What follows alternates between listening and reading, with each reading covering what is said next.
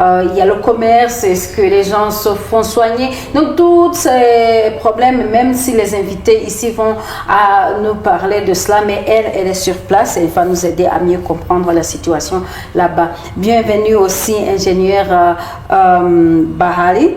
Et nous sommes très contents de vous recevoir sur ce plateau dans l'émission Leadership d'impact. Sans trop tarder, je vais demander à Gaston, vous suivez, et même à Papa Kanyana, vous suivez souvent ou régulièrement ou journalièrement, parce que je sais que vous êtes des journalistes, la situation à l'est de la RDC. On a fait pas mal d'émissions sur la guerre entre le M23 et la République, le gouvernement de Kinshasa. Et aujourd'hui, on se demande quelle est la situation. Si vous avez pu peut-être lire ou vous avez pu des contacts là-bas, quelle est la situation? Pouvez-vous nous décrire la situation dans laquelle les citoyens vivent actuellement à l'est de la RDC et est-ce que leur vie a changé de quelle façon? Donc en comparant avec la vie d'avant, que vous maîtrisez très bien. Oui, merci pour la parole. Le temps encore de décrypter, de décortiquer même la situation, que ce soit à Bukavu, Goma et pourquoi pas Uvira. Parce qu'on ne peut pas parler de Bukavu et Goma sans toutefois parler de l'Est de la République démocratique du Congo. Parce qu'avant la réforme, il n'y avait pas la région de Sud Kivu, Nord Kivu, Maniema. Donc c'était la région de Kivu, donc la province de Kivu. Alors vous savez très bien qu'il y a plus de 30 ans que cette région a été la proie des guerres perpétuelles. Donc en grosso modo, il y a la population, que ce soit la population des Goma, des Bukavu, avant bien même la prise du Goma et Bukavu par les éléments du mouvement du 23 mars, cette population était déjà minable. Parce qu'il y a 30 ans. Et jadis, j'ai dit, il y a même des problèmes du management, il y avait des problèmes administratifs. Là où la population, pour trouver même les passeports, ça leur prenait 3 mois et plus. Et pour le moment, ils ont des problèmes. Donc, la prise des M23, jusqu'à présent, n'a pas encore impacté la vie quotidienne de la population. Ça va bien sûr prendre du temps.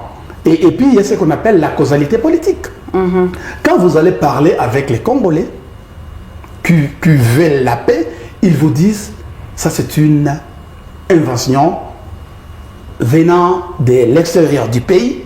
Donc, le M23 n'est pas du tout le bienvenu au sein de la population. Mais, positivement parlant, ça va prendre du temps parce qu'au moins au niveau sécuritaire, il y a quand même quelques espoirs où la population te dit quand même, dans la ville, il y a les tueries qui ont baissé. Voilà, il n'y a pas de ces margoulants, ces délinquants qui viennent arracher aux femmes des Akama ou bien même qui volent d'autres commerçants. Donc ça va prendre du temps, mais quand même, il y a un offre d'espoir. Ça c'est sur le point sécuritaire, vous êtes du même avis que le M23 peut-être n'est pas bien reçu par les citoyens, mais est-ce qu'il n'y a pas peut-être des avis balancés? Il y en a pas qui disent ils sont les bienvenus, on a espoir que notre vie va changer, et d'autres peut-être qui disent non, on n'est pas d'accord. Et selon vos analyses, quels sont les avis des uns et des autres? Et pour répondre à votre question, madame, permettez-moi de réfléchir par une métaphore. Le Congo est un être. Prenons le Congo comme étant un être humain, mordu par un serpent qui vient de sortir d'un trou. Et le venin est inoculé dans la chair du Congo. Mais le Congo distraire la population pour dire poursuivez le trou là-bas et non la tête qui est pleine de venin qui me mord. Alors, vous trouverez que la population, elle est aujourd'hui déboussolée. On ne sait plus qui est la cause de quoi. On ne sait plus. On dit tout simplement la haine anti-rwandaise, anti-République du Rwanda, anti-Pantin, anti-je ne sais quoi. Alors, à cause de cette haine, il recevrait très faiblement tout message ou tout acte de bienfaisance par la rébellion. Parce qu'il y en a quand même. Je vais citer par exemple, il ne se passe pas un seul jour que je ne parle pas aux gens à Bukavu et à Goma. À Bukavu, on m'a affirmé qu'il y a déjà 3 mois, on n'a pas entendu un seul coup de balle dans la ville. Alors qu'à l'époque de FARDC, on s'est tiré dessus. On pénétrait dans les magasins, on pénétrait dans les maisons d'habitation et on tuait sous l'armée gouvernementale. Oui. Et depuis 3 mois, il n'y a pas de coup de balle par les rebelles. Mais il y a seulement des impôts clandestins qu'on estorque aux gens à droite, à gauche. Et il y a aussi la misère. La misère qui naît de ceci. Toute une province sans banque. Toute une province, deux provinces. Toute une région. Oui, toute une région sans banque. Toute une région où les dollars ont disparu et ont donné place à des francs congolais. Les francs congolais qu'on commençait à considérer comme étant de la paille qu'on jetait. Alors, quand ce n'est pas les francs congolais, les mobile money utilisent les francs rwandais.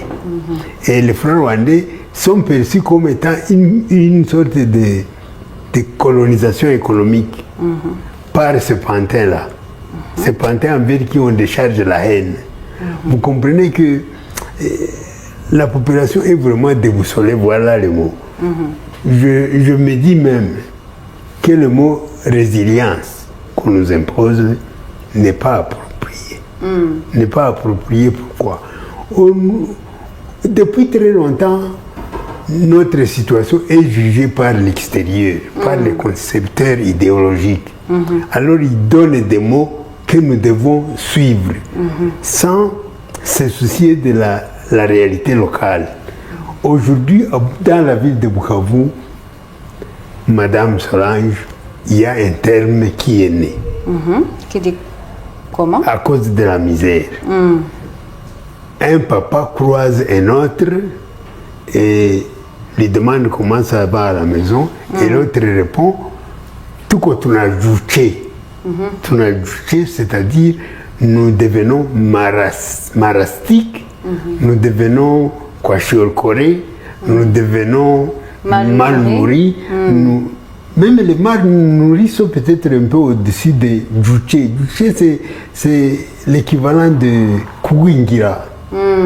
Quand on guingire, si je peux me permettre comme ça, c'est la malnutrition quand on guingire, extrême. C'est une malnutrition extrême. Quand on guingire à l'âge de 40-50 ans, vous comprenez que c'est de la misère. Et sur les réseaux sociaux, il est sorti aujourd'hui une vidéo intitulée « Lorsque la survie s'impose dans un chaos économique ». Vous comprenez que la population de Bukavu ne peut pas être résiliente quand elle est pleine, même de Goma, quand elle est pleine de haine envers une cause qui n'en est pas une.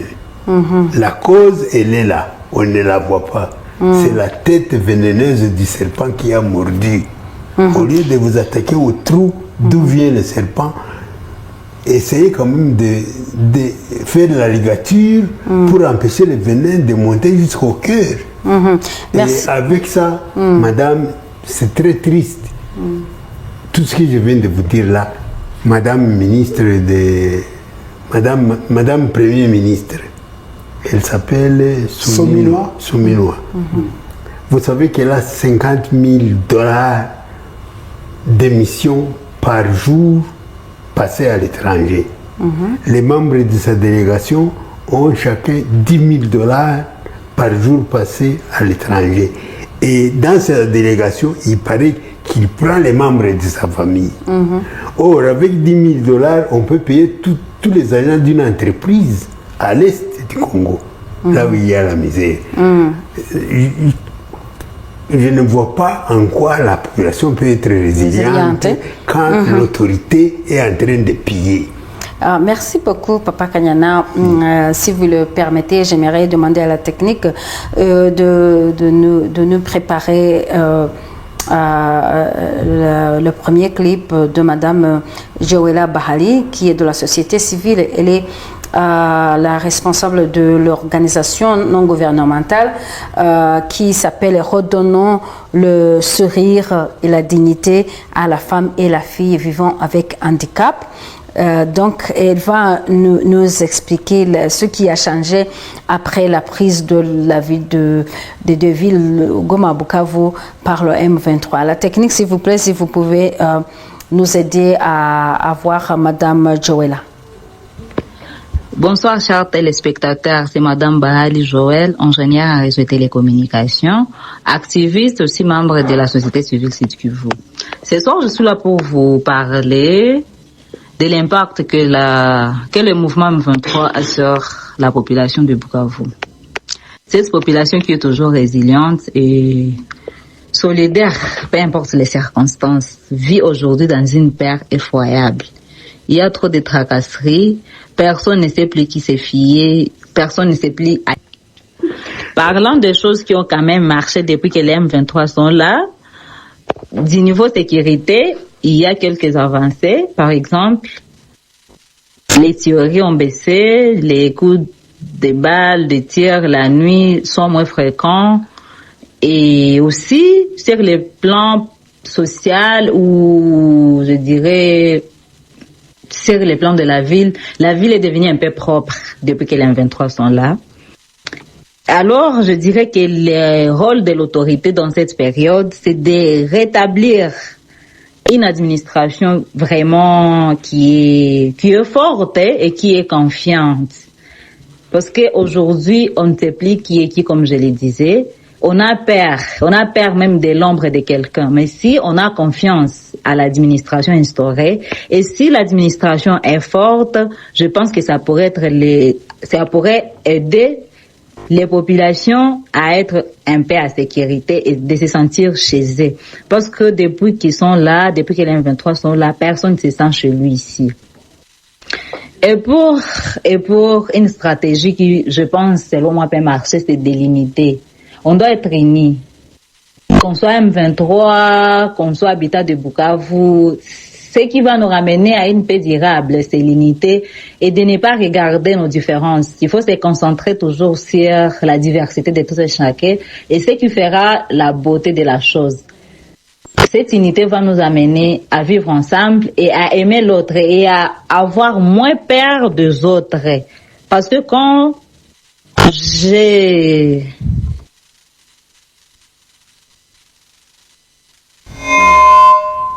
Merci beaucoup Emmanuel. Donc c'était l'ingénieur Joël Bahali qui expliquait ce qui a changé à Goma et à Bukavu après la prise de ces deux villes par le M23. Il a parlé de l'hygiène et de la sanitation, salubrité. Je pense que j'utilise le mot en anglais, c'est l'hygiène et la salubrité, donc et la sécurité qui est là. Mais elle a parlé de l'union, de l'unité des citoyens, de la population. Parce que là-bas, on a plus de 450 ethnies. Et alors, on a évoqué l'aspect de la misère pendant tous ces 30 ans de guerre. Et quand il y a cette misère, il y a l'irresponsabilité, des gouvernants, donc la population reste en misère. Donc d'une façon ou d'une autre, par rapport à l'intervention de l'ingénieur Joëlla, c'est comme si elle veut dire que bien qu'il y a eu un changement, mais quand même la population a toujours peur. La population se pose la question de savoir est-ce que demain, qu'est-ce qui va se passer? Donc, bien quand même qu'ils sont un peu sécurisés, mais ils ne savent pas, à vrai dire, est-ce que le M23 va continuer? Parce que, bien que ce M23 est en position de force aujourd'hui, mais il se bat encore pour sa causalité politique. Est-ce que la population congolaise se demande, est-ce que le M23 va continuer à conquérir les zones jusqu'à Kinshasa? Donc la population locale, que ce soit à Goma, que ce soit Bukavu, ainsi qu'à Uvira, ils se demandent quel est le carnet, quel est l'agenda politique du M23. Est-ce que c'est balkaniser le Kivu? Est-ce qu'ils vont continuer jusqu'à Kinshasa? Et pour le moment, vous avez entendu qu'il y a un problème de passeport. Il y a le M23 qui envisageait déjà travailler ou bien inventer ces passeports pour aider la population dans des territoires occupés. Et jusqu'à présent, ce n'est pas possible. Il y a le problème des banques. Il y a la population de l'Est qui n'ont plus accès à des services bancaires. Et toute cette avalanche de problèmes mettent la population de Goma et de Bukavu toujours en pleine confusion.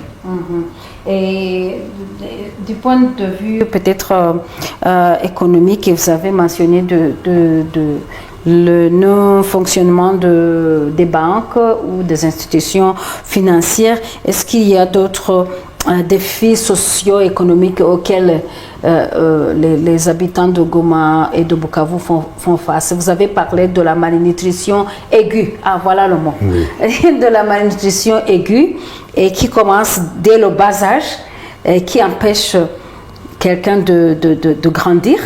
Grandir même en esprit. Oui. Est-ce que le M23 pourra avoir les ressources pour remédier à ce problème?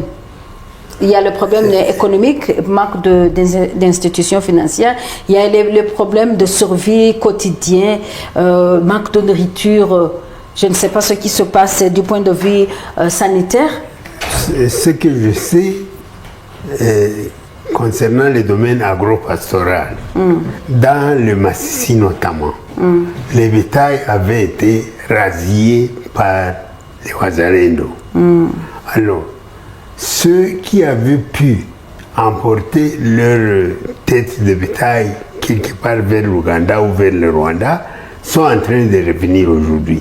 Et quand ils reviennent, les vaches risquent d'être porteuses de certaines maladies. Alors on les met en quarantaine.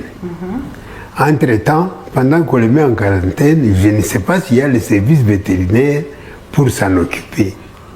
Pour s'en occuper et prévenir les cas de fièvre afteuse ou de je ne sais quoi.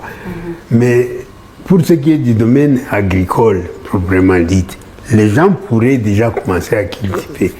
Seulement les Wazalendo qui sortent du parc, spontanément ils arrivent, ils tuent, ils dévalisent, ils démolissent les terres les récoltes et reviennent dans leur cachette au fond de la forêt. Parfois, les rebelles qui ont la responsabilité de la sécurité dans ces coins peuvent intervenir. Quand ils interviennent, ce sont des guerres sporadiques qui ne durent pas longtemps. Et cela inquiète beaucoup plus ceux qui peuvent aller au champ, ne fût-ce que pour semer ou pour sarcler ou pour récolter. Ça veut dire que la récolte, la production agricole n'est pas garantie. Ça, c'est la première chose. Si les pour gens ce qui est du nord, ne peuvent pas cultiver. Les gens ont très peu. Pour ce qui est de Bukavu, les greniers, c'était surtout Bunyakiri. Or, Bunyakiri n'a jamais été conquis par les rebelles de M23. C'est là qu'il y a le terroir des FDLR. Avec Kalongi, et vous avez dernièrement suivi avec Kanyola, avec Ninja, donc c'est le côté du parc. Le parc Kaouzibiega, côté sud, centre et sud. C'est un domaine privilégié des FDLR et de Ouazalendo, bien entendu. Pour ce qui est d'Uvira, depuis Luvungi jusqu'au centre d'Uvira, il n'y a rien qui se fait. On ne peut pas aller au champ. Depuis Ouegera, même les vaches n'existent plus. On ne vend plus de lait. Et il y a du lait qui venait aussi des hauts plateaux d'Uvira chez les Wanyamulenge. Là, on a rasé le bétail. Et même s'il y en a encore, ceux qui traient le lait l'utilisent pour eux-mêmes. Ils ne coulent plus vers Uvira. Uvira pouvait s'approvisionner aussi du côté de Baraka et de Fizi. Mais Baraka et Fizi, c'est un domaine Ouazalendo et un domaine militaire burundais. Dans la ville d'Uvira, là, c'est la catastrophe. Il y en a même qui ont fui au Burundi. D'autres, en tout cas, ils se résignent. Ils ne sont pas résilients. C'est là, je suis en train de me révolter. Le mot résilience. C'est la résignation, ce n'est pas la résilience. Parce qu'il y aurait eu résilience s'il y avait une autorité qui demande à la population de se comporter de telle manière parce que l'autorité garantit ceci ou cela. Alors, le M23, selon vous, ne peut pas améliorer la situation dans laquelle les citoyens vivent? Non, le M23 est d'abord rebelle. Oui, mais c'est des rebelles, mais qui ont pris des régions. Donc, oui, qui ont pris des régions. C'est à eux d'assurer la survie des citoyens, non seulement la sécurité, parce que la sécurité de l'estomac, c'est aussi quelque chose qui est très important. Mais attention, quand les rebelles prennent une région, ils s'intéressent aux stratégies militaires d'occuper cette région, avant tout. Le reste vient après. Mais ils ont déjà pris ils ont pris quelques territoires, bien sûr, Madame Solange.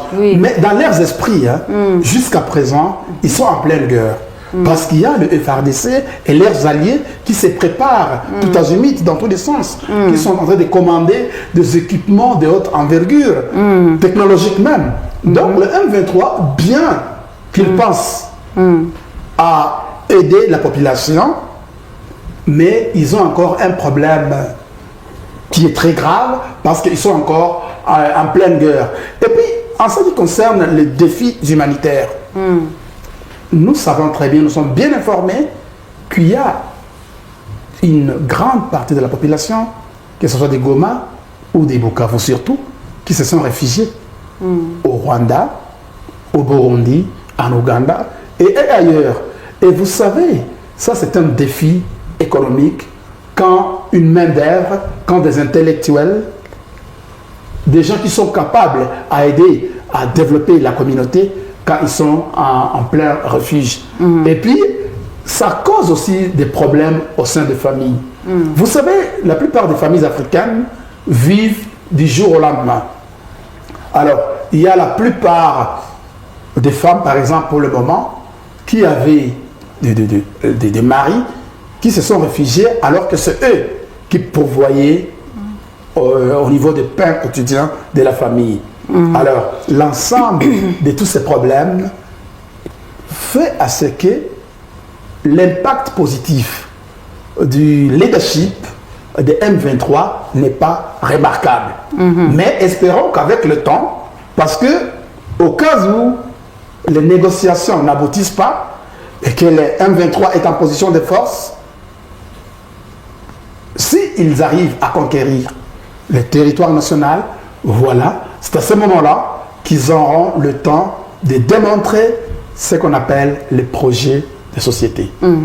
Et j'aimerais demander à la technique de nous chercher le clip sur les stratégies de solidarité que les citoyens locaux essayent de mettre en place pour s'entraider.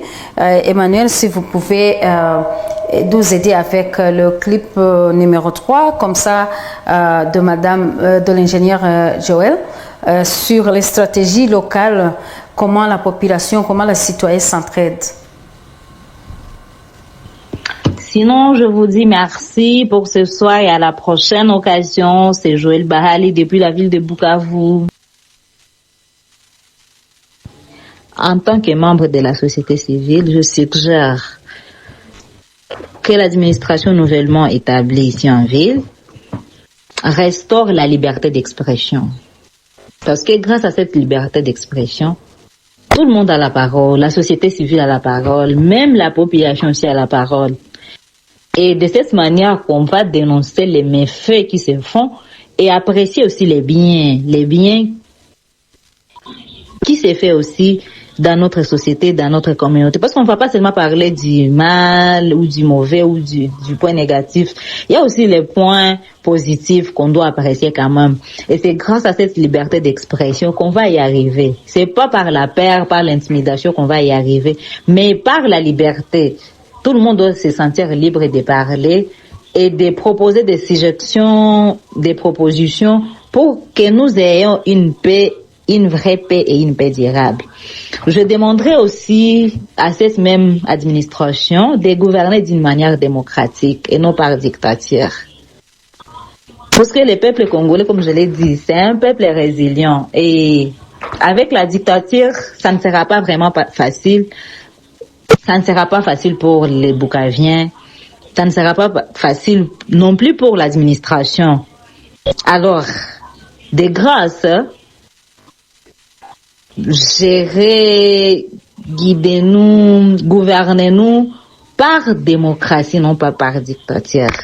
Concernant les accords, je dirais aussi que les accords doivent être vraiment, on doit les sentir, on doit sentir ces accords, on doit voir se matérialiser ces accords sur tous les plans, pas seulement sur les papiers. On a compris, on est parti à Doha, on a signé, on est parti à Washington, on a signé, non, ça doit se sentir sur le terrain.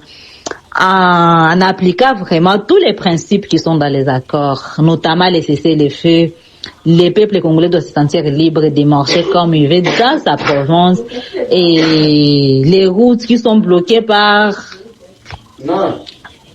les guerres de tous les jours, les élèves qui ne vont plus à l'école, ces élèves doivent se sentir que vraiment ces accords sont à l'air bien.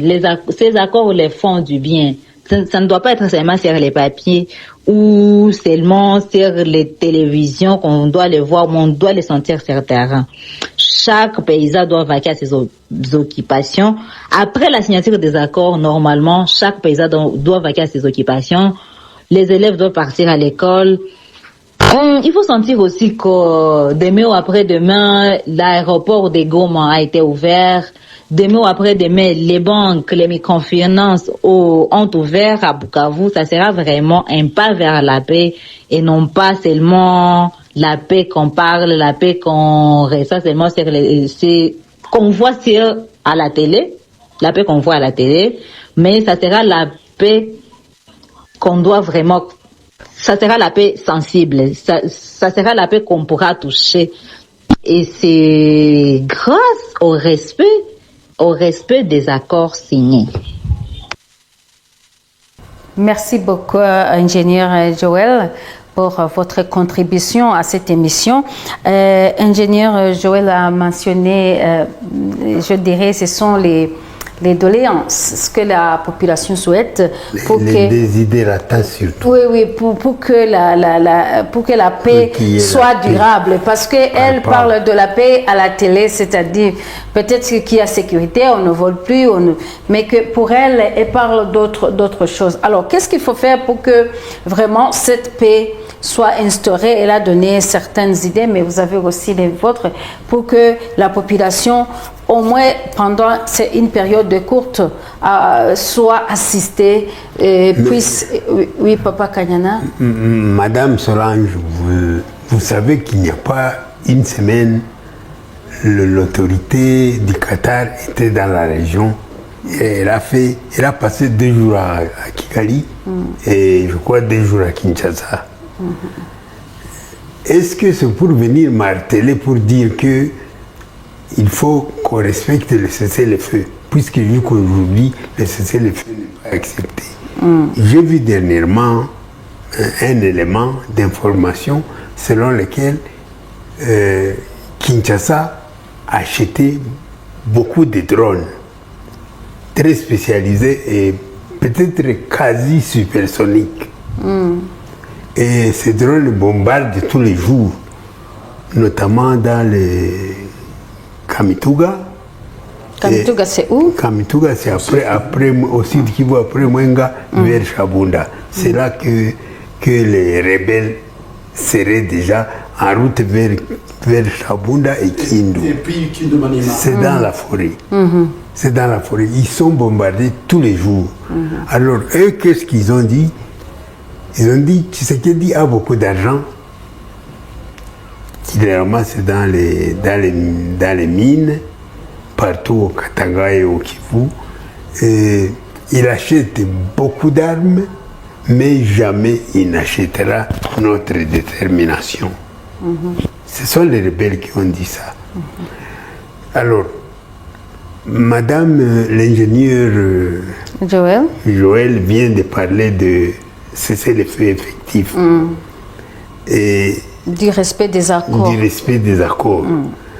Moi, je me dis que c'est vraiment une grande utopie. Ce n'est pas possible. C'est une grande utopie pour des raisons suivantes. Vous vous rappelez bien que c'est le Kenya qui avait été appelé par l'Union africaine pour s'interposer entre les rebelles et le gouvernement. Le gouvernement chassera le Kenya. On a amené les Burundais. Et les Burundais ont été complétés par... Les Burundais ont même combattu du côté du gouvernement. Et les Burundais ont été complétés par SADC. Et vous avez vu ce que SADC a fait. Et ici, on nous parle de l'ouverture de l'aéroport de Goma. C'est une mine, c'est un volcan, cet aéroport. Moi, je l'ai visité. Quand? Mais pendant tout ce temps, tout le monde peut y aller. À l'aéroport de Goma, il y a des engins dont on ne connaît même pas comment ils fonctionnent. On ne sait pas dans ces trous là-bas qu'est-ce qui serait dedans. La cabine. C'était son souhait de voir l'aéroport réouvert. Non, je termine, attends. La cabine pour orienter les avions a été éventrée avant que SADC ne sorte. Et on avait même signé les accords selon quoi entre les rebelles et SADC que SADC devait réfectionner cet aéroport après avoir enlevé tous les engins. Et les engins qui sont partis de là, on pensait qu'ils sont allés jusqu'en Tanzanie, mais 80% se trouvent à Bujumbura. Vous savez pourquoi? C'est pour dire que la guerre continue parce que Bujumbura et la RDC, c'est comme Yerubavu par rapport à Goma. Si vous n'avez pas encore été à Bujumbura et à Uvira, c'est comme ici à Nyarugenge par rapport à Kakiru. Il n'y a que les lacs au milieu. Moi, je me dis que, en tout cas, l'idée de la guerre se trouve dans les esprits des responsables qui devraient signer. Donc, la population est sacrifiée. Il est malheureux qu'on continue à dire résilience. Aujourd'hui, on ne vit plus, à Bukavu notamment, on ne vit plus que du troc, madame. Vous me donnez du riz, je vous donne les haricots. Vous me donnez du sel, je vous donne de l'huile congelée. Vous me donnez du maïs, moi je vous donne du manioc. Donc les trocs traditionnels, médiévaux.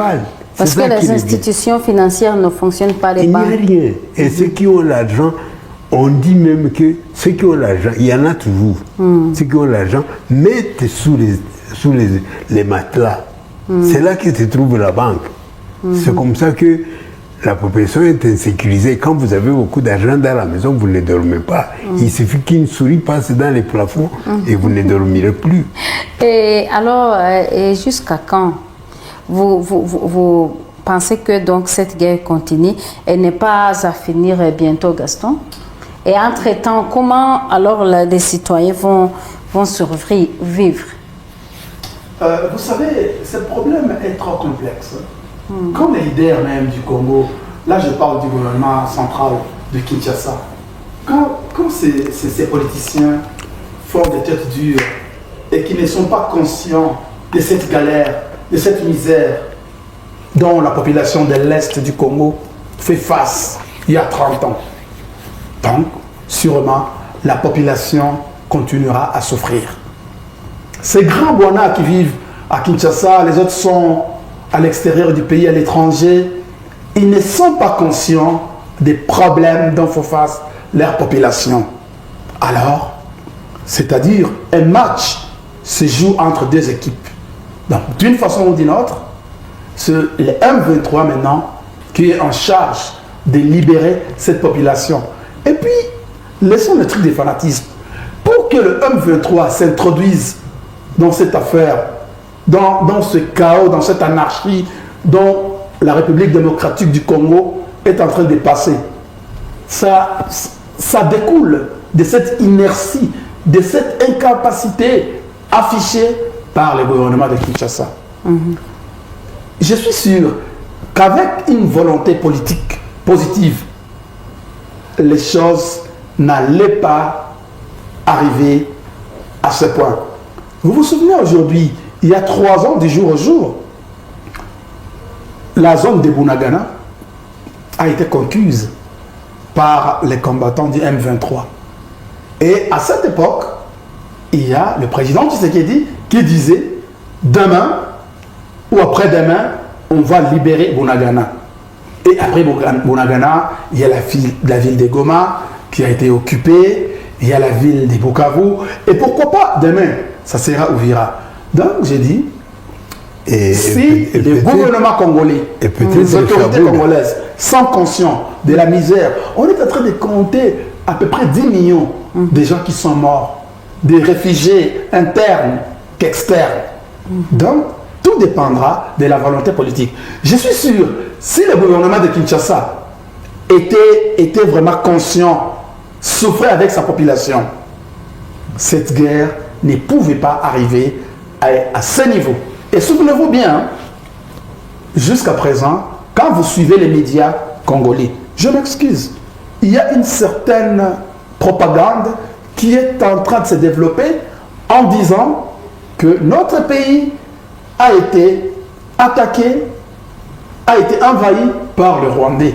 Mais je pense que le monde d'aujourd'hui, pleurnicher comme des enfants ne suffit pas. Donc, sur cet aspect, que peut-on faire à court terme pour améliorer la vie et la protection des populations? C'est une bonne volonté de la population. Rien n'est impossible.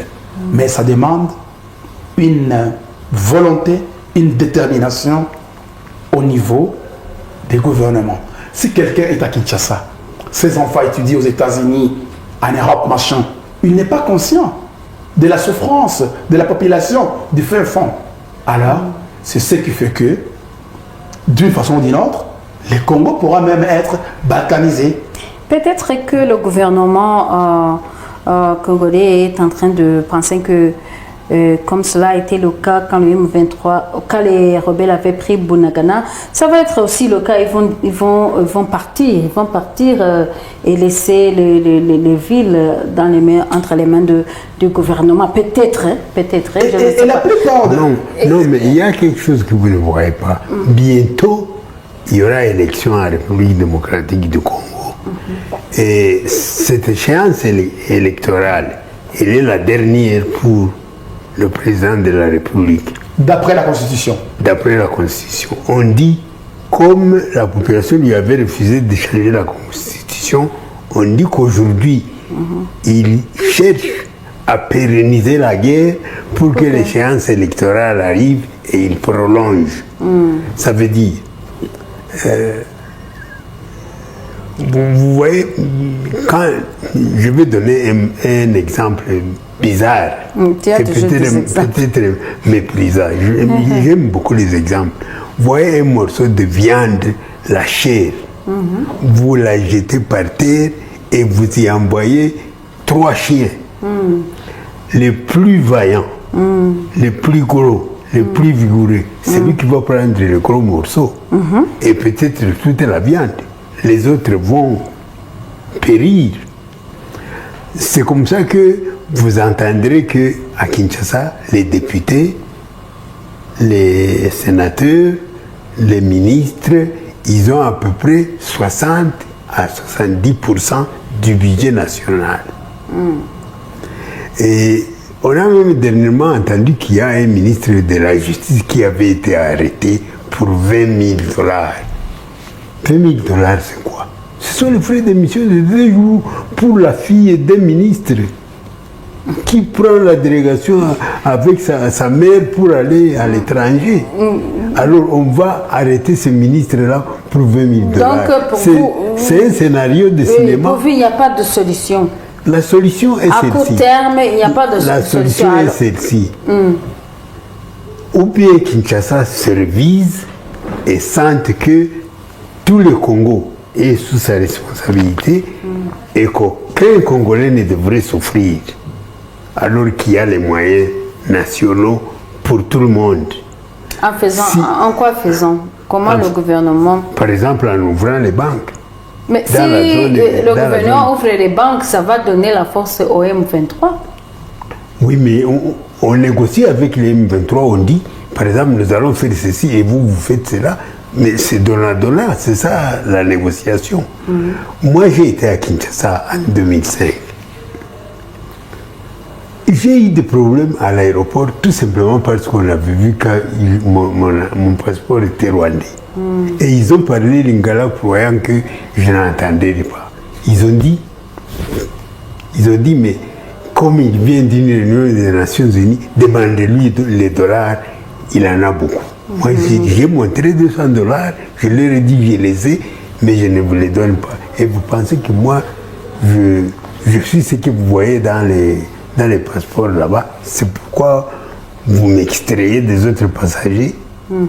Alors, ils ont dit, mais vous êtes né où? Je leur dis. Ils disent, mais là, ce sont des Rwandais. Donc, pour Kinshasa, l'Est du Congo, même depuis le Maniema, ce sont des Rwandais depuis très longtemps. Si on n'a pas encore effacé cette idée dans la tête, la balkanisation est virtuelle. Ce n'est pas moi qui la prononce. Ok. Alors, que peut faire ou que peuvent faire les pays voisins ou même la communauté internationale? Est-ce qu'il y a une contribution qu'ils peuvent amener pour que les citoyens puissent vraiment être protégés? Permettez-moi d'y répondre, madame. La solution ne peut pas venir de l'étranger pour un pays. Oui, vous avez déjà parlé de ce que le gouvernement congolais peut faire. Je demande, parce que cette région ne touche pas seulement la RDC, et touche aussi les pays voisins. Absolument.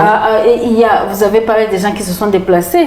Récemment, j'étais à Rubavu, on me disait, non, les clients, on n'a plus beaucoup de clients comme avant, parce que je produisais une émission avec les femmes petites commerçantes là, transfrontalières, qui me disaient, il n'y a plus de business à Goma comme avant, on ne reçoit pas de... Il n'y a pas d'argent. Il n'y a pas d'argent, tu vois. Donc, cette guerre, ça impacte non seulement la RDC, mais aussi le Rwanda, l'Ouganda, le Burundi et d'autres pays, même si ils ne sont pas de ce côté frontalier du Rwanda, Burundi et Ouganda, mais aussi d'autres pays de la région. Parce que nous parlons aujourd'hui de la guerre. Alors, c'est pour ça que je voulais demander, peut-être je vais revenir à toi après, je voulais demander le rôle même de ces pays voisins, parce qu'ils ont intérêt à ce que la RDC aussi puisse retrouver la paix. Le rôle est là et puis il est grandiose parce qu'il y a une proximité. Et je le dis souvent, Quand au Congo, il y a la guerre, quand il y a la misère, ça impacte d'une façon ou d'une autre au Rwanda, Ouganda, parce que nous avons une certaine proximité, que ce soit culturelle, économique. Donc, vous savez, par exemple, aujourd'hui à Goma, ils ont besoin de fruits, de légumes qui viennent des Rubavu. Et nous aussi, au niveau du Rwanda, nous avons besoin de quelque chose qui vient du Congo, ainsi de suite au Burundi.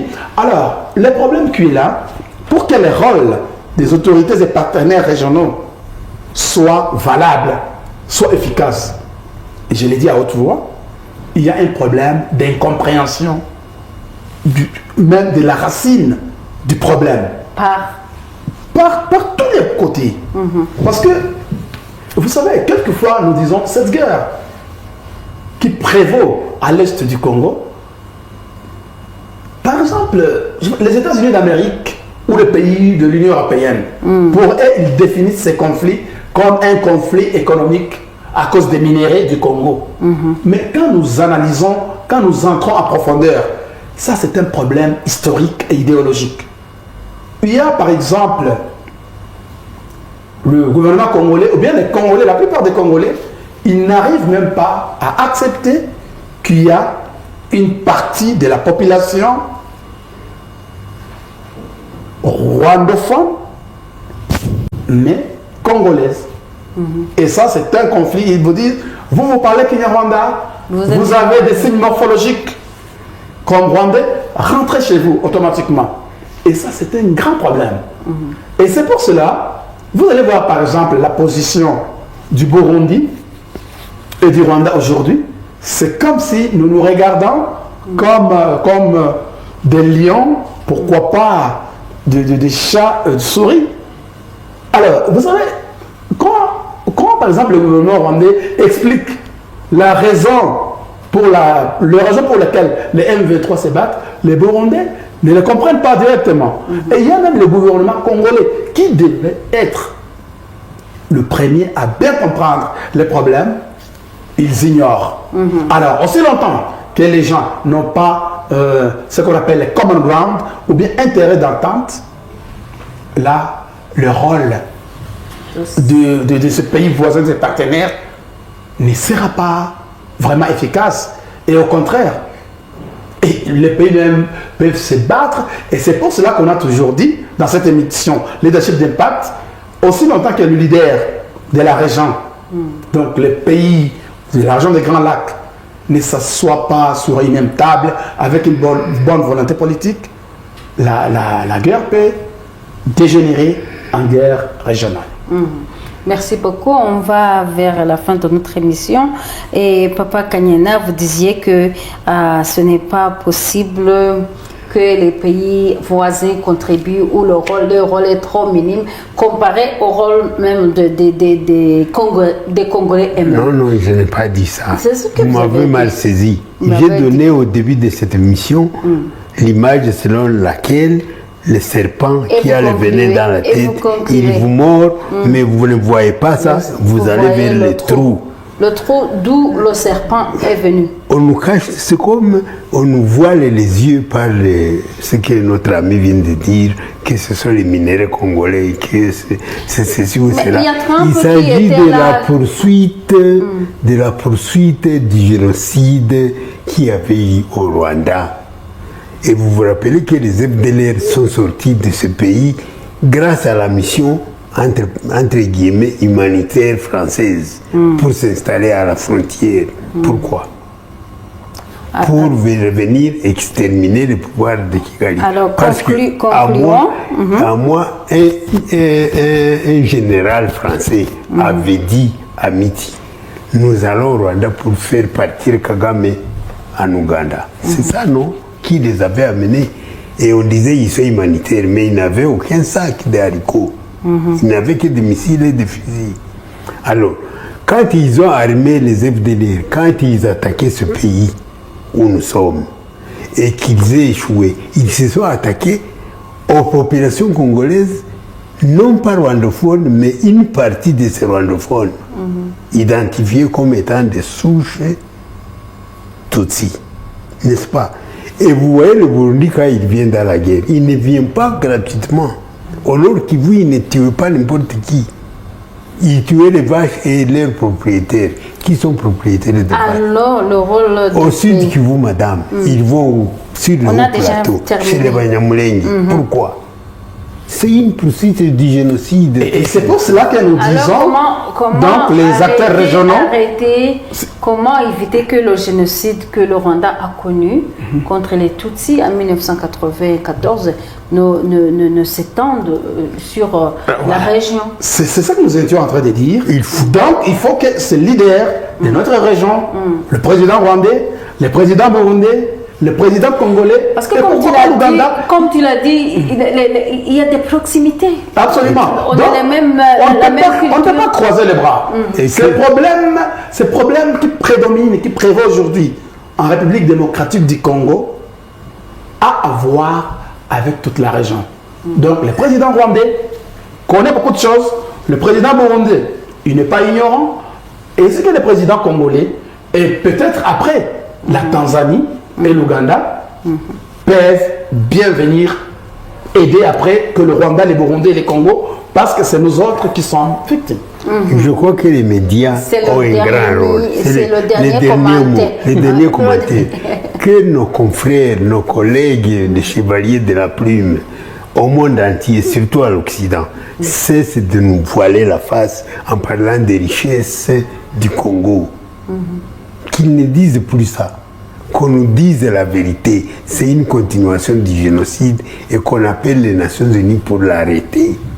Pas pour venir faire semblant comme on a fait en 1994. Là, ça va s'arrêter. S'ils ne viennent pas, peut-être que les M23 va trouver solution. Mais ils ont aussi besoin de se minérer. Ok, merci. Sur les gâteaux chauds. Merci beaucoup.